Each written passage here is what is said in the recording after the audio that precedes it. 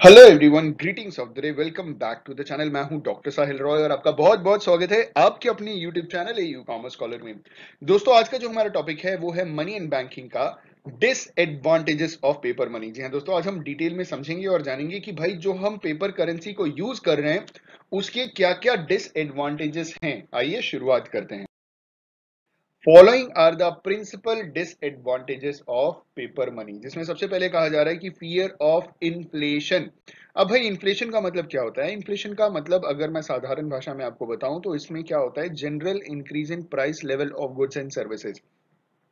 जितनी भी वस्तुएं हैं, जितने भी गुड्स या सर्विसेज है, उनकी जो धीरे धीरे जो प्राइसेस बढ़ती है उसे हम कहते हैं इन्फ्लेशन। ठीक है, तो फियर ऑफ इन्फ्लेशन इसमें आता है। इन्होंने कहा कि जो ग्रेटेस्ट ड्रॉबैक है पेपर मनी का is the ever present danger of monetary inflation, which may make its appearance in the economy, particularly at a time of crisis.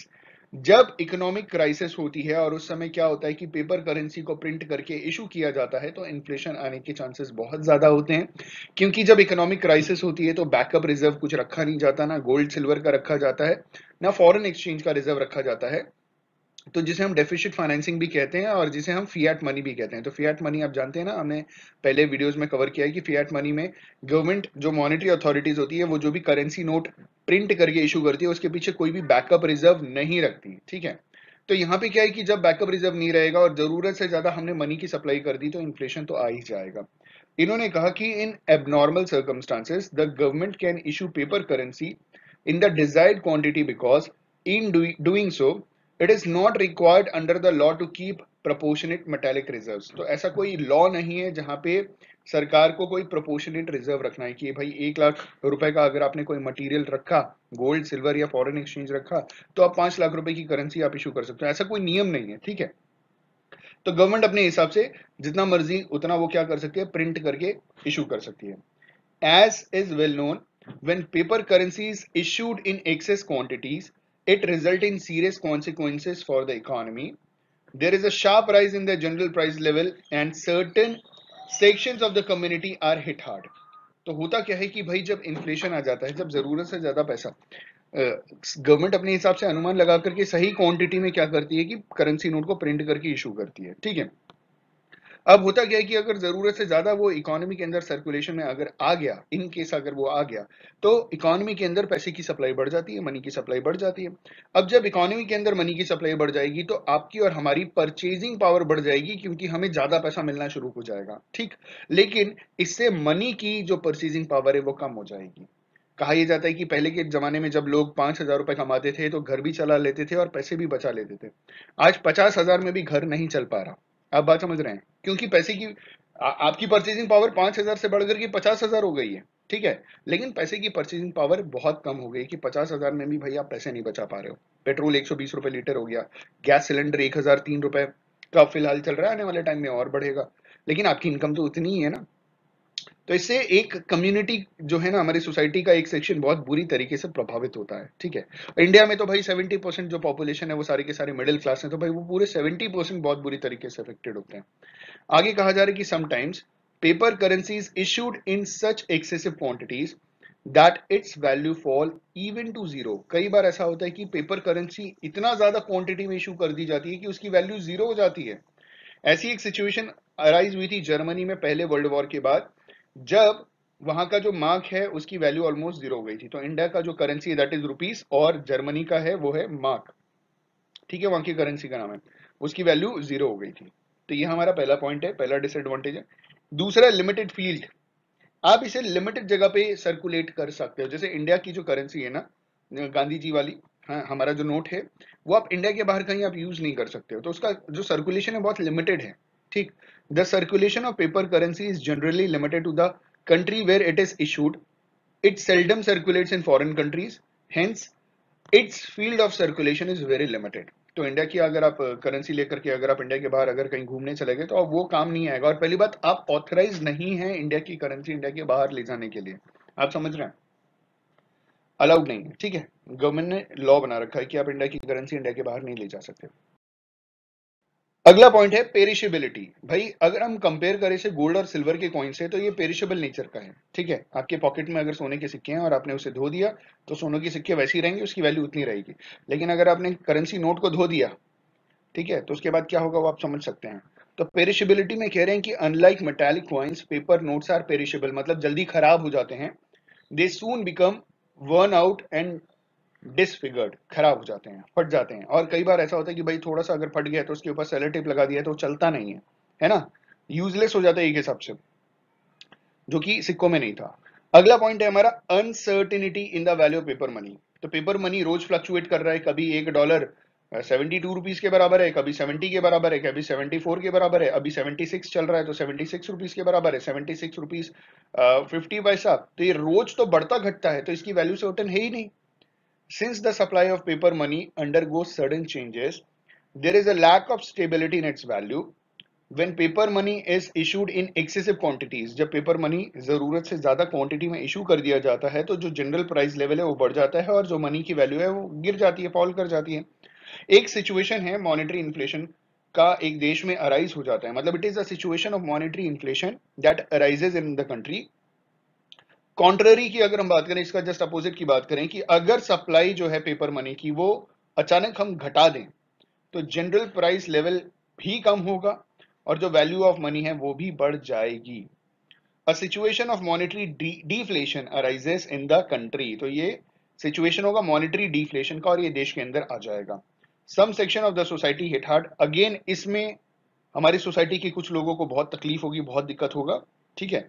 Thus, the value of paper money is always subject to fluctuations where which are harmful for the economic progress of the country। तो ये जो fluctuation है ना, ये बढ़ना घटना, ये देश के हित के लिए नहीं है।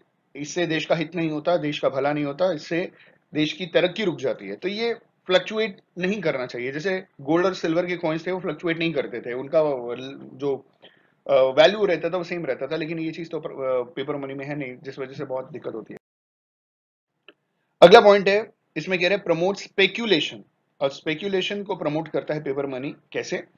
Since the value of paper is subject to fluctuations, paper का मतलब पेपर मनी कंसीडर कर रहे हैं यहाँ पे, ठीक है। Since the value of paper money subject to fluctuations it creates an atmosphere of uncertainty in the economy, ठीक है। ये एक एटमॉस्फेयर क्रिएट करता है अनसर्टेनिटी का इकोनॉमी के अंदर, और ऐसी सिचुएशन है अनसर्टेनिटी की जो बहुत ही कंड्यूसिव है स्पेक्यूलेशन के, ठीक है। तो ये है प्रमोट स्पेक्यूलेशन, क्योंकि पेपर मनी बढ़ रहा है घट रहा है, उसकी जो कॉस्टिंग है वो बढ़ रही है घट रही है, कॉस्टिंग का मतलब उसकी वैल्यू बढ़ रही है और घट रही है, तो ये इकोनॉमी के लिए ठीक नहीं है। एक अनसर्टेनिटी का इकोनॉमी के अंदर एक एटमॉस्फेयर आ जाता है जहां पे अगर आपने आज के रेट में किसी रेट पे कोई सामान खरीदा, हो सकता है कल वो सस्ता हो जाए, हो सकता है कल वो महंगा हो जाए। तो ये प्रमोट स्पेक्यूलेशन, लोग सस्ते में खरीद लेते हैं, होल्ड कर लेते हैं, फिर बाद में चल करके महंगे में बेच देते हैं। होप आपको समझ में आया होगा। अगला पॉइंट है हमारा zero value in the case of demonetisation. तो भैया आप सभी जानते हैं डिमोनेटाइजेशन के टाइम कि अगर गवर्नमेंट ने डिक्लेयर कर दिया कि आपकी करेंसी डिमोनेटाइज हो गई है। डिमोनेटाइजेशन का मतलब क्या होता है कि जो एग्जिस्टिंग करेंसी है उसे सर्कुलेशन में से अगर हटाना है या चेंज करना है तो डिमोनेटाइजेशन की बात की जाती है। तो इन्होंने बोला कि जब गवर्नमेंट डिमोनेटाइज करती है पेपर मनी को तो उस पेपर मनी की वैल्यू क्या हो जाती है? जीरो। जब इंडिया में 500 और 1000 रुपए के नोट को डिमोनेटाइज किया गया, तो अगर आज की बात करूं 2022 चल रहा है, उस 500 या 1000 रुपए के नोट को आप कहीं पे भी यूज नहीं कर सकते, क्योंकि उसकी वैल्यू क्या हो गई? Zero. Because paper money has no intrinsic worth. In fact paper money is not a real money, तो पेपर मनी को रियल मनी भी कंसिडर नहीं करते। It circulates because of government sanction behind it, और वो सर्कुलेट इसलिए होता है क्योंकि गवर्नमेंट सैंक्शन है, मतलब गवर्नमेंट का एक कॉन्फिडेंस है कि भैया यूज करो, ठीक है। आगे बढ़े, चलिए बढ़े। अब बात कर लेते हैं कि भाई कंक्लूजन, जब आप ग्रेजुएशन लेवल पे आंसर लिखते हो तो आपको इंट्रोडक्शन के साथ साथ कंक्लूजन भी लिखना जरूरी है। तो कंक्लूजन में क्या समझ में आया? सबसे पहली बात, after a discussion of the merits and demerits, हमने लास्ट वीडियो में मेरिट्स की बात की थी, ठीक है, इस वीडियो में हमने डीमेरिट की बात की है। तो इन्होंने बोला कि डीमेरिट और मेरिट की जब हम बात करते हैं पेपर करेंसी की, हम एक कंक्लूजन पे पहुंचते हैं that the merit exceeds the demerit, कि डीमेरिट्स कम है और मेरिट ज्यादा है पेपर करेंसी की। तो भाई क्योंकि मेरिट ज्यादा है, फायदे ज्यादा हैं पेपर करेंसी को यूज करने का, तो इसीलिए आज भी ये पूरी दुनिया में प्रिवेल कर रहा है। And the paper currency has proved on the whole a blessing for mankind, तो ये एक आशीर्वाद है, आशीष है, ईश्वर के ने जो आशीर्वाद दिया एक हिसाब से ये लोगों के लिए बहुत एक अच्छी चीज है। ठीक है। The so-called disadvantage arises only when the paper money is not effectively controlled by the monetary authority. तो इंडिया की मॉनेटरी अथॉरिटी कौन है? Reserve bank of India. उसके पहले फाइनेंस मिनिस्ट्री। तो अगर फाइनेंस मिनिस्ट्री और रिजर्व बैंक ऑफ इंडिया अगर पेपर करेंसी को इफेक्टिवली कंट्रोल नहीं कर रहे तो ये बहुत बड़ा डिसएडवांटेज है, लेकिन अगर कंट्रोल कर लिया तो ये कोई डिसएडवांटेज नहीं है। ठीक है। अगला है several evils arise when paper money is not effectively controlled bye monetary authority. तो बहुत सारे इवल्स, बहुत सारी प्रॉब्लम्स आ जाती है सोसाइटी के अंदर, इकोनॉमी के अंदर, अगर आपने आपकी जो मॉनेटरी अथॉरिटी है उसने अगर इफेक्टिवली कंट्रोल नहीं किया। मैं 2022 के अप्रैल के महीने में ये वीडियो बना रहा हूं और आप ये वीडियो जब भी देखिएगा तो आप श्रीलंका का केस देख लीजिएगा कि भाई श्रीलंका में आज के टाइम में क्या हो रहा है। ठीक है। क्योंकि वहां की मॉनेटरी अथॉरिटीज ने इफेक्टिवली कंट्रोल नहीं किया है तो वहां पे बहुत बड़े लेवल पे इकोनॉमिक क्राइसिस है। उनके पास सिर्फ 1 महीने का फॉरेन एक्सचेंज रिजर्व बचा हुआ है। इंडिया ने उनको बड़े लेवल पे हेल्प की और इंटरनेशनल मॉनेटरी फंड भी उनको हेल्प कर रहा है। ठीक है। तो बहुत बड़ी समस्या है, हर एक चीज बहुत बहुत बहुत ज्यादा एक्सपेंसिव हो गई है, लोग देश छोड़ छोड़ करके भाग रहे हैं, ये सिचुएशन आ गई है। तो अगर मॉनेटरी अथॉरिटी सही तरीके से कंट्रोल नहीं करेगी तो देश में ऐसी परिस्थिति आ सकती है। लास्ट में कह रहे हैं कि however paper money is properly and effectively controlled by the state, it can play a valuable role in promoting the economic development of a country.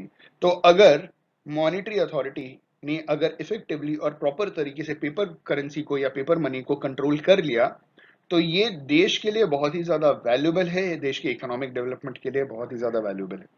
दोस्तों आई होप एंड बिलीव कि आपको idea लग गया होगा कि भाई disadvantages क्या हैं। वैसे डिसएडवांटेजेस ज्यादा कुछ है नहीं, ज्यादातर तो एडवांटेजेस ही हैं। तो उम्मीद है आपको इस वीडियो से कुछ सीखने को मिला हो तो लाइक शेयर कमेंट जरूर कीजिए, चैनल पे नए हैं तो सब्सक्राइब जरूर कीजिए। On this note, thank you so much for watching this video and God bless you all.